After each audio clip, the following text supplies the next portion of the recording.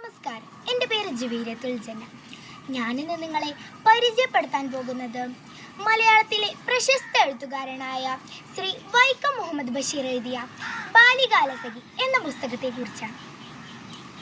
ബാല്യകാലസഖി ജീവിതത്തിൽ നിന്നും വലിച്ചേന്തിയ ഒരേടാണ്. വക്കിൽ രക്തം പൊടിഞ്ഞിരിക്കുന്നു. ചിലർക്ക് ചുടുചോര കാണുമ്പോഴേക്കും എന്തെന്നില്ലാത്ത പേടിയും അറപ്പും തോന്നാം. ബോധക്ഷയം തന്നെ സംഭവിച്ചേക്കാം. അങ്ങനെയുള്ളവർ സൂക്ഷിച്ചു വേണം ഈ പുസ്തകം വായിക്കാൻ എന്നാണ് MP പോൾ സാർ ഈ പുസ്തകത്തെക്കുറിച്ച് പറഞ്ഞിട്ടുള്ളത്. ഇതിലെ പ്രധാന കഥാപാത്രങ്ങളായ മജീദിൻ്റെയും സുഹറയുടെയും ബാല്യകാലങ്ങളാണ് ഈ കഥയിലൂടെ നമുക്ക് മനസ്സിലാക്കാൻ കഴിയുന്നത്. പിന്നീട് സുഹറയുടെ ബാപ്പ പെട്ടെന്ന് മരണപ്പെട്ടതിനാൽ സുഹറയുടെ വിവാഹം പെട്ടെന്ന് തന്നെ കഴിഞ്ഞു. പിന്നെ കുറച്ചു നാളുകൾക്ക് ശേഷം മജീദിന് സുഹറയെ കാണാനുള്ള പൂതി കാരണം അവൻ വീണ്ടും തിരിച്ചു നാട്ടിലേക്ക് എത്തി. അപ്പോഴാണ് അവൻ ആ വാർത്ത അറിഞ്ഞത്, സുഹറയുടെ കല്യാണം കഴിഞ്ഞെന്ന്. വീണ്ടും മജീദ് ജോലി അത്യാവശ്യത്തിനായി അന്യനാട്ടിലേക്ക് പോവുകയായിരുന്നു അവിടെ ഉണ്ടായത്.